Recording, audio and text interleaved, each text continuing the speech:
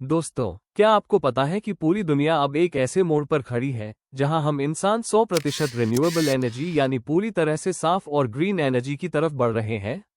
सवाल ये है, क्या हम वक्त रहते वहां पहुंच पाएंगे? चलिए आज जानते हैं। पिछले कुछ सालों में सोलर और विंड एनर्जी की ग्रोथ वाकई कमाल की रही है। सिर्फ 2023 में ही दुनिया ने पिछले साल से 50% ज्यादा रिन्यूएबल एनर्जी जोड़ी, इतनी कि जर्मनी, फ्रांस और स्पेन की पूरी बिजली क्षमता मिलाकर भी कम पड़ जाए। और अब पहली बार ऐसा होने जा रहा है कि रिन्यूएबल एनर्जी कोयले से आगे निकल जाएगी। यानी क्लाइमेट चेंज के खिलाफ लड़ाई में ये एक बड़ी जीत है। अब बात करते हैं चीन की, जो इस वक्त दुनिया का सबसे बड़ा सोलर पावर प्रोड्यूसर है।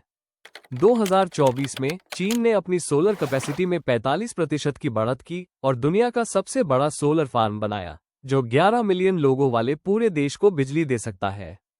इतना ही नहीं, उन्होंने 20 मेगावाट की सबसे बड़ी विंड टर्बाइन भी लगाई, जो 96,000 लोगों को बिजली दे सकती है। अब बारी है भारत की। भारत दुनिया का सबसे बड़ा सोलर और विंड एनर्जी पार्क बना रहा है, जो पूरा बन जाने पर सिंगापुर जितना बड़ा होगा और 1.8 करोड़ घरों को बिजली देगा। सोचिए कितना बड़ा बदलाव आने वाला है।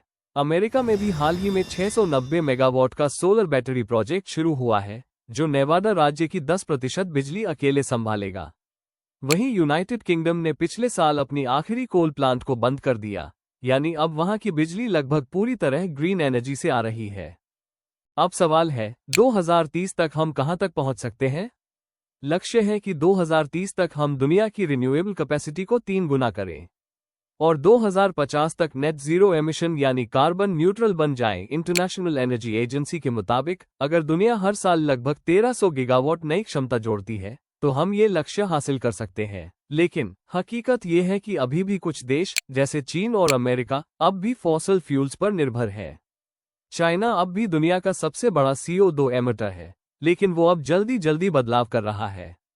और अमेरिका को भी अपनी नीतियों में स्थिरता लानी होगी, क्योंकि क्लाइमेट समझौते से बाहर निकलना पूरी दुनिया के लिए खतरा बन सकता है।